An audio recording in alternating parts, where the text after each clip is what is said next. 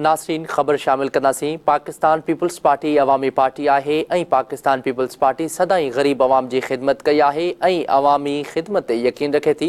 Pakistan peoples party अॻवान आशिक़ Hussain Zardari तालका press club काज़ी अहमद जे दौरे दौरान मीडिया सां ॻाल्हाईंदे चयो त पाकिस्तान पीपल्स पार्टी पंहिंजे दौरे हुकूमत में रिकॉर्ड तरक़ियाती कम कराया ऐं बेरोज़गार नौजवाननि खे नौकरियूं ॾेई रोज़गार सां लॻायो।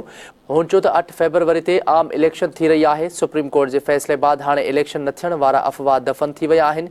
इंशाअल्लाह ईंदड़ इलेक्शन में पाकिस्तान पीपल्स पार्टी वॾी अक्सरियत सां पूरे मुल्क में कामयाबी हासिल कंदी। पीपल्स पार्टी अॻवान चयो त तालका प्रेस क्लब काज़ी अहमद जे सहाफ़ी दोस्तनि सदाईं हक़ीक़ी सहाफ़त कई आहे। मूंखे हिते अची करे ॾाढी ख़ुशी थी आहे।